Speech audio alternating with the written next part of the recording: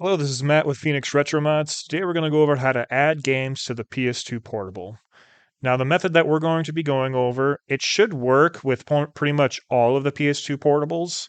However, we're going to be going over how to create a USB drive from scratch.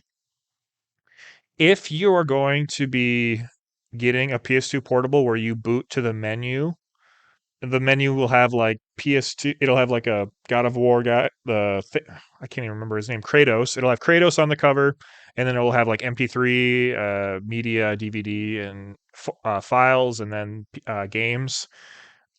And I'll probably even show a photo of it in the video here. But if you have that one, it will have files that boots to OPL automatically. And it's held on the USB. So if you have that unit, just transfer over the files from the previous USB drive that was sent to you. Otherwise, this will work for pretty much everyone. Otherwise, you won't even have to transfer files. But just in case, I would recommend backing up all of your files. Once you get your PS2 portable, you don't have to back up the games, just the files that you have. So real quick, let's get started. First off, we got a 32 gigabyte USB drive. And I already had some folders on here, but we're going to show you guys how to add folders without having to add them manually. If you want to add them manually, you can. But we're going to format this. So if you have a 32 gigabyte drive or under, you can format from Windows. And this is a 32. By default, you can do that. But we're going to be using, since most of you, I assume, are going to be buying a larger than 32 gigabyte, we're going to use a GUI format. This is just an old program that Windows used to use back in the day. And it's super easy. We're going to select the E drive in this case. We're going to just label it OPL. Doesn't matter the allocation unit size, and we're just going to click Start. If for some reason this doesn't start, if it gives you like an error or something, unplug it and plug it back in, or just close out all of the any windows that you have open. So now that that's formatted in FAT32, everything will be wiped off the drive, just to let you know. What we're going to do is we're going to go to OPL Manager. And I actually already have this open. It'll probably, actually, let's just go back out and go back in. Because I'm going to want to show you what it will ask for. It's going to see no art, no folders, nothing, and it's going to make sure that drive E is selected. If you have more than one drive connected, it'll probably ask you to select one, but otherwise it's already found it. So we're just going to click OK. We're going to make sure this is the folder, and then we're going to just kind of click yes, and then it's going to add all the folders for you. This should make the first part super easy for you guys, so you're not naming any of the folders wrong. And then these are all popped up now. So the CD, these are going to be for PS2 games that are less than, I believe, like 256 megabytes.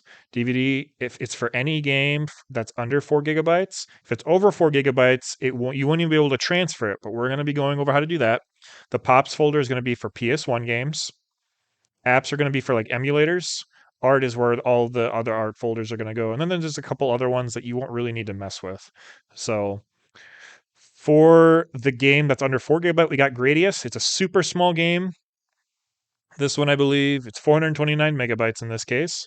So what we're going to do is we're just going to copy this to the DVD drive. And that should just take a couple seconds since it's a smaller drive. Just going to minimize that.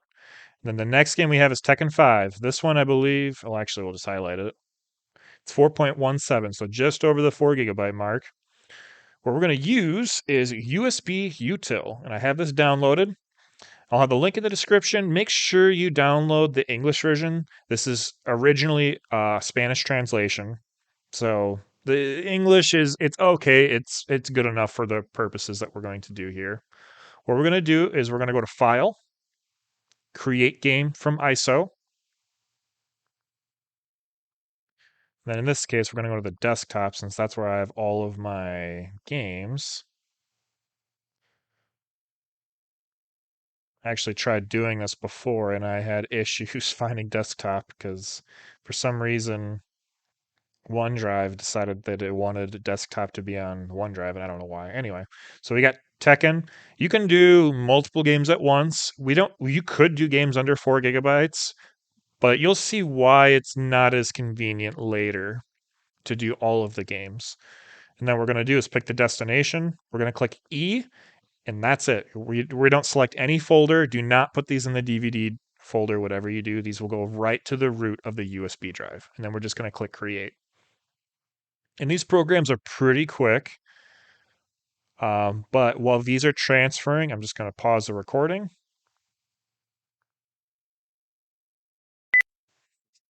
All right, so that's done. Might take 5-10 minutes. It really depends on the how fast your computer is. So now that that's finished, we're going to.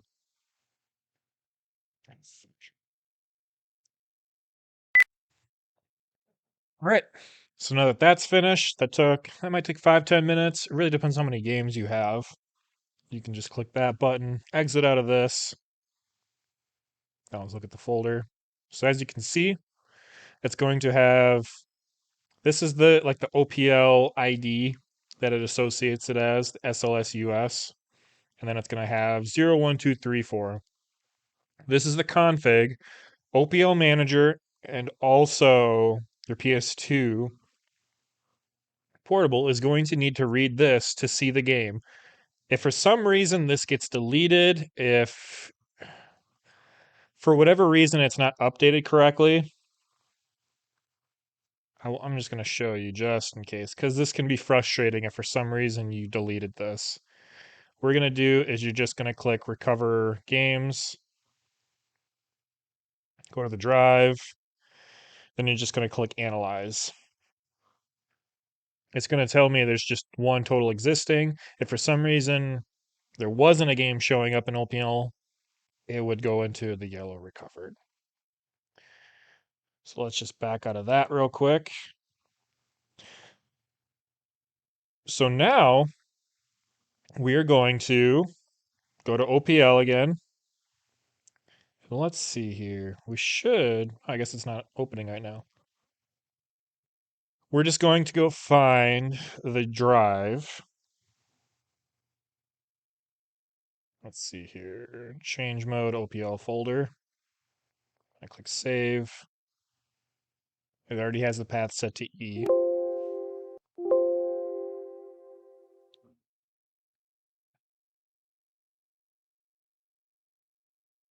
It's going to tell you, like it just said there, that some of them aren't named correctly.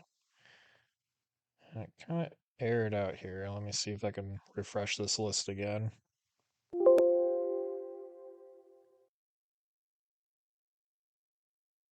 Let's back out of here and go back in.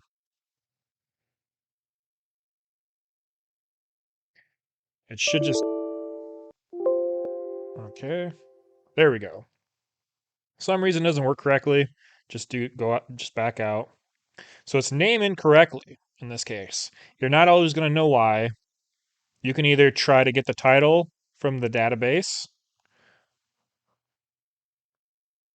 If it doesn't have one, like let's say you named it kind of weird, it'll rename it. In this case, it just renamed it to 3.4. Then try to update file name. This will do it automatically for you. And now it is all set. It is in the correct naming format for OPL. If for some reason these aren't named correctly, it might not actually show up in OPL altogether, or it might not play. Eventually, we're going to add some art download, but first we're going to add a PS1 game because we'll go over the art downloads in just a second.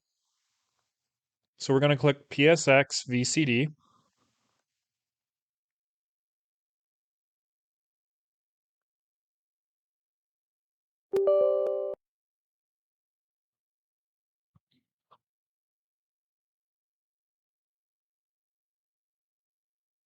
I got OPL Manager.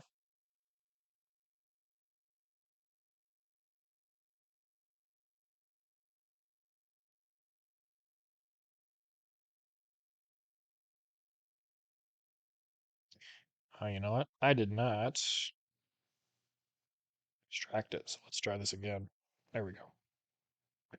Just click the execute button.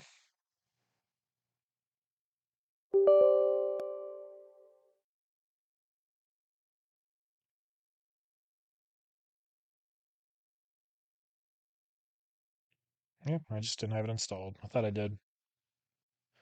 Just took a couple seconds though. There we go. Now we have the app. What we're going to do is you can add it directly. It'll look at all of the files, which, why not? I'm just going to show you how to do that. Click on desktop. In this case, it pulled up any disk image ready. So I believe some PS1 games are in ISO. Actually, they are in ISO format. In this case, we're not going to do that. We're going to do Crash Bash. That's the only PS1 game. Then we're gonna conflict. I shouldn't say convert yet. We got to browse for the folder. Just click on OPL. Just set it to that, the OPL folder. It'll find the folder. In this case, it's pops bin. And then let's convert it. And this will convert pretty much any PS1.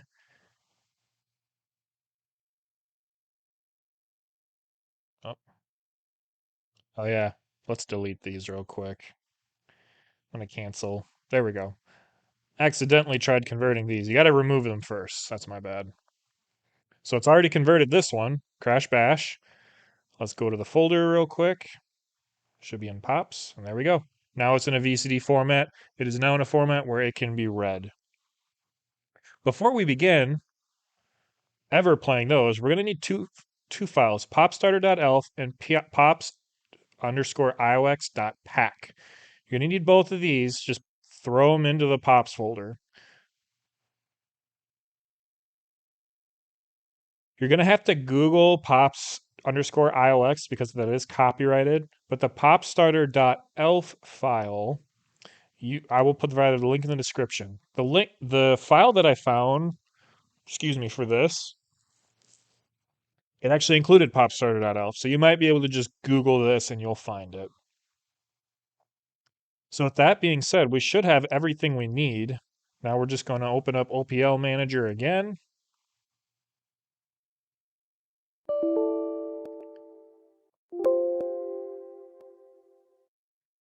And we're going to get the title from the database.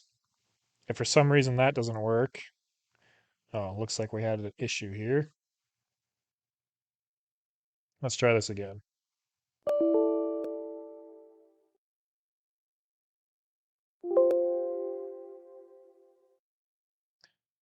Let us run this as administrator. So just right click, run it as administrator.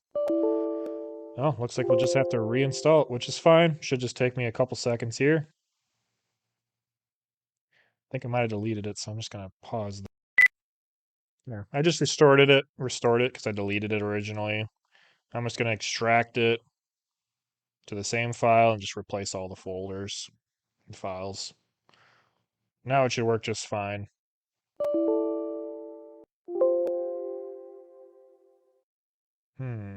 Let's try something else. I think actually, here it is.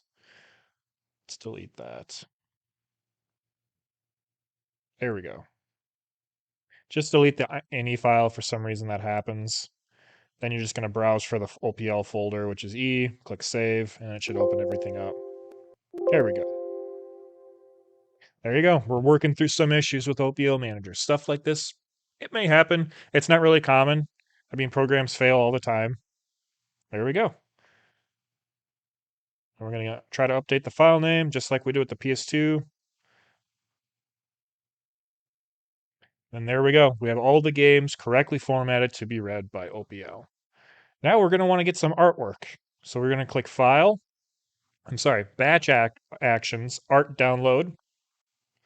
And I just do cover art, back cover, disc, and then the spine. I don't think any of these other ones really. Actually, you know what? Let's just do all of them because it kind of looks cool with the background now that I'm thinking about it. If we want to make it so that OPRO runs the most efficiently, just download the spine, disc, and cover. Um, it's not it's not slow. It's just if it bothers you where it takes just a second to load the artwork as you're moving through the files, then just download the 4. I think it looks really cool when it's all said and done. But otherwise, that is it. We did PS2 game under 4 gigabytes, over 4 gigabytes. We got the art all downloaded. We got them all named correctly. Everything should be all set for your PS2 games and PS1 games. All right, so I did forget to mention that we also need to defrag the drive before it'll even work on the PS2 portable. Now, we have a program called Defraggler, and I'll have the link in the description. Then we should have our drive right here that we have already made. We have used 5 gigabytes. Now, I will say when you're defragging, you want about 10% of space available minimum to be able to defrag. If you have less than that, which in this case, if you look here, we have 84%. If you have less than 10% available, it won't work. It just straight up won't. The bigger the drive, sometimes even, or the more files, I should say, sometimes you might even need more space. So recommended maybe 15. Sometimes it can be 20%, but for sure 10% is what you're going to want to make sure. So first, you just want to analyze the drive. And in this case, there is zero fragmentations on it. So that's really good. But if for some reason there is some, you'll look at these files over here. All you got to do is select them and then just click defrag, and that is it from the file list. You can also just defrag the whole drive. You don't have to pick individual files. Um, if that happens, more than likely you will have a couple fragmentations. I didn't add a ton of games, so I don't have to worry about that. So that should be everything.